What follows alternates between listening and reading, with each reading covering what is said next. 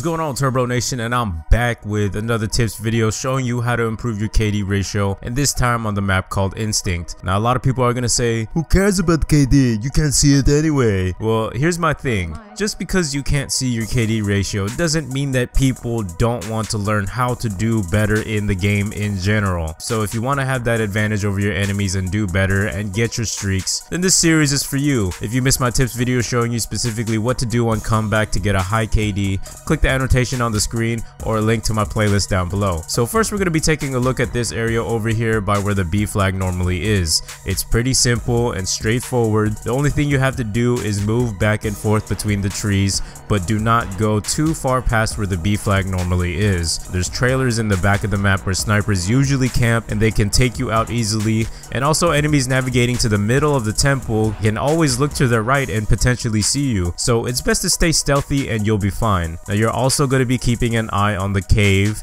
temple, and trailer area. Now enemies will spawn from the cave, so make sure to pre-aim down sights and check the temple as well as the trailer. Now in Advanced Warfare, there's no ready up, which sucks, so using an attachment like stock really helps you pre-aim and strafe faster from side to side, and of course forward and back around corners. Always check these 3 points as often as possible and keep an eye on your minimap for enemy activity as well as your kill feed.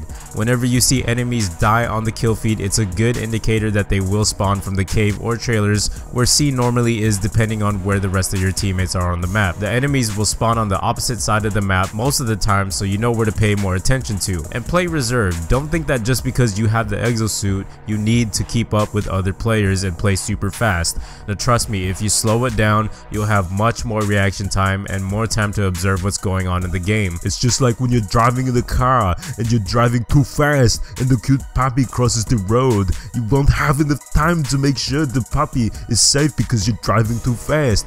If you slow it down, then you can save the puppy's life. Yeah.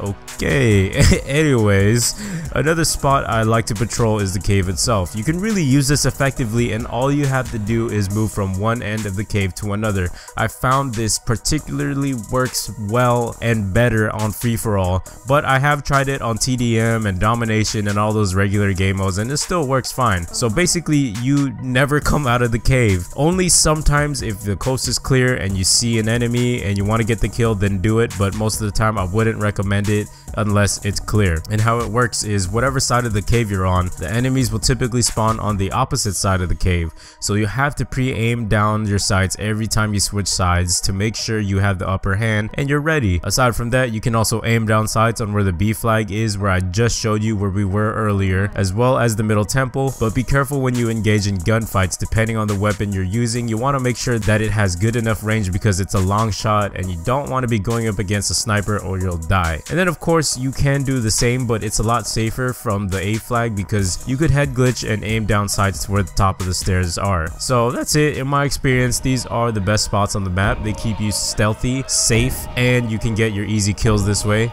And if you like these kinds of tip videos, be sure to subscribe and like the video. That's what's different about my channel. I go in depth and I actually show you what to do instead of just telling you what to do, you know what I mean? And I'll be back.